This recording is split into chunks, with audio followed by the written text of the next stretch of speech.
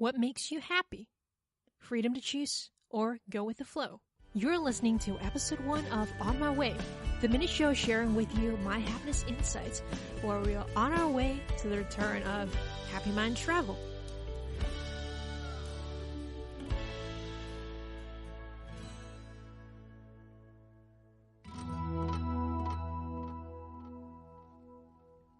Hey folks, I'm your host Pauline. As you know, I'm on a hiatus now till mid-October, and during this period, I think it may be a good time for you to listen or re-listen to some of the previous episodes. But in the meantime, I also want to share with you my research progress on happiness. So I will be releasing short podcast episodes, as always, every week.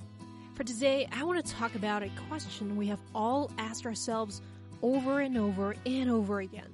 And that is, what makes me happy? I have come across the TED Talk What Makes You Happy playlist a couple of days ago, and I want to share some interesting thoughts from one of the videos. It's from psychologist Dan Gilbert's talk, The Surprising Science of Happiness. In his talk, he mentioned 2 experiments done in his research studies on satisfaction and happiness. So, I'll talk briefly how the experiments go.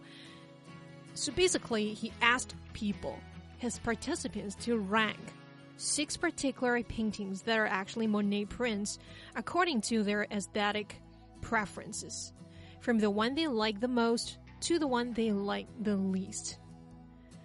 Then he picked the paintings that every individual ranked number 3 and number 4 and offered them one out of those 2 paintings as a prize to take home. So people can literally pick one of those 2 paintings from the experiment. And according to the research, people most likely and most often picked the painting that they ranked number 3 over the painting that they ranked number 4 and took that number 3 painting home. After 15 minutes, the researchers asked those participants to re-rank the same paintings. And can you guess the result? People ranked the painting that they took home much higher than they have 15 minutes before, and the one that they have left behind so much lower. To be exact, the rank number 3 painting now becomes rank number 2, and the rank number 4 painting fell back to the 5th place. Now, this is a common cognitive bias, which in psychology is called choice supportive bias, in which people tend to like options that they have chosen better than other options that they have forgone. So Dan Gilbert talked about this experiment to show you having the freedom to choose your path makes you happy. But is that really so? He also mentioned another experiment where people are put in a similar situation to choose one thing over the other. But this time, people started to engage in the what if the other one is better mentality, and they were not happy with what they have chosen after a few dates.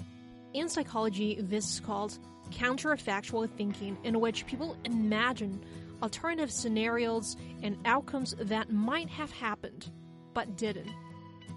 In this case, they might have chosen the other option, and they could have been more satisfied with that option.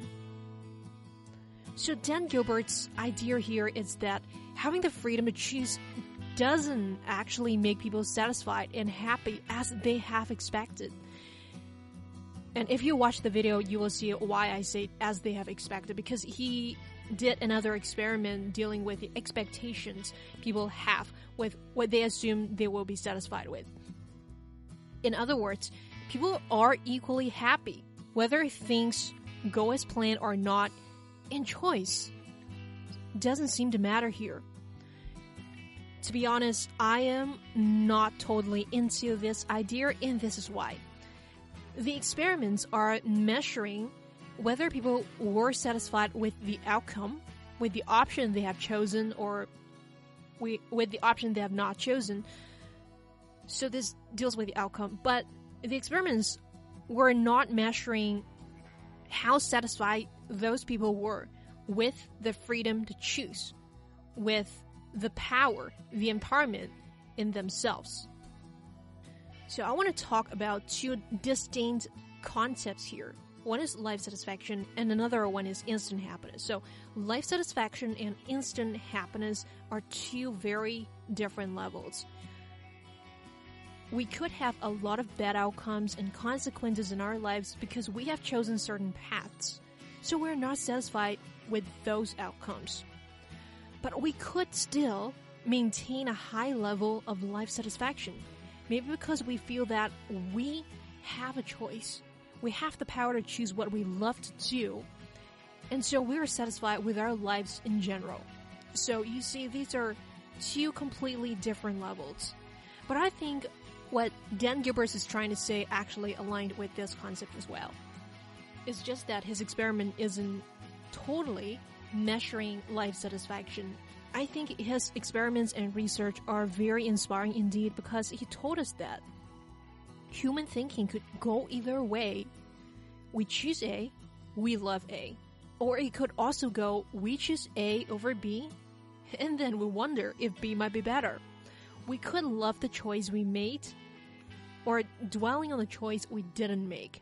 In fact, humans across Asian and Western cultures are more prone to regret over things they failed to do than things they have done, most likely have done wrong.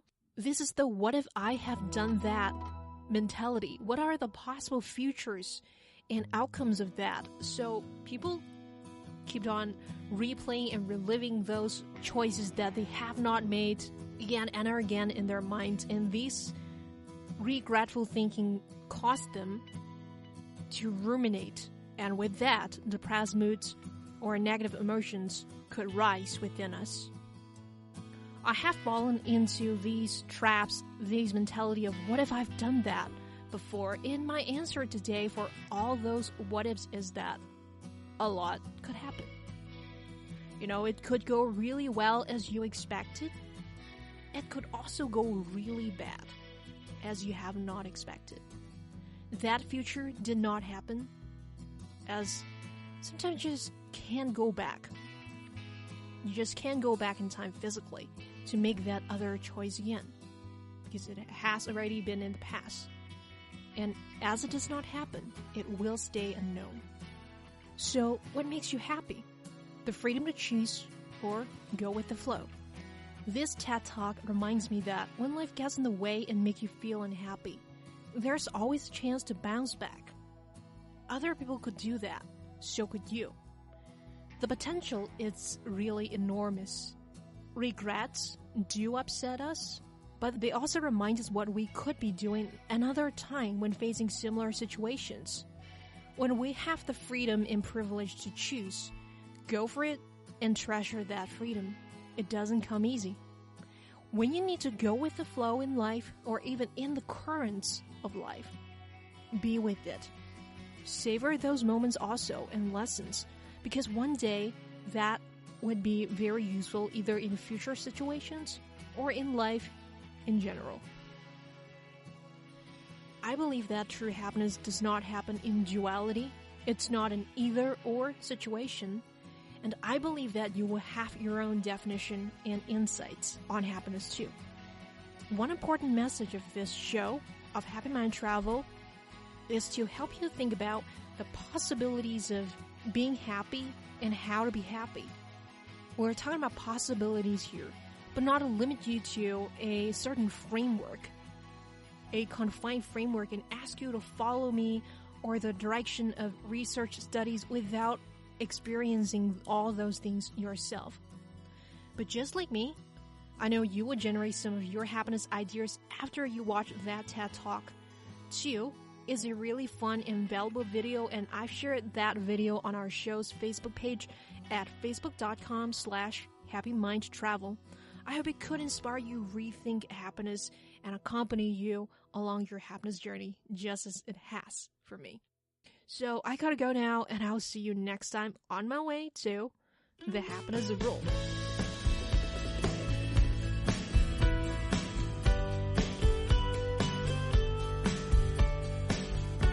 If you're already seeing a medical advisor, counselor, or therapist, discuss this show with them. Always consult a professional when you think your situation needs one and discuss your concerns with them. If you have any questions or feedback on this show, go ahead and email me at pauline@ourhappymindtravel.com. Happy Mind Travel is on iTunes, Stitcher, TuneIn, and Player FM now. If you want to receive the newest episodes every week instantly, then subscribe to this show or add that to your playlist. If you've done so, then like us on Facebook and look for more insightful episodes at facebook.com/happymindtravel. Give yourself some time to watch the TED Talk Happiness video about the science of happiness before we travel to another one next week. Until then, happy mind travelers, take it one day at a time and enjoy to be happy. Love you all and thanks for listening. Are you ready to take your happiness journey? With the Happiness Map, you can start making happy habits today. Visit ourhappymindtravel.com/guide. If you're committed to making your life happy, then this is truly for you. It's all in your hands to make positive changes to your life from now on. Visit ourhappymindtravel.com/guide now.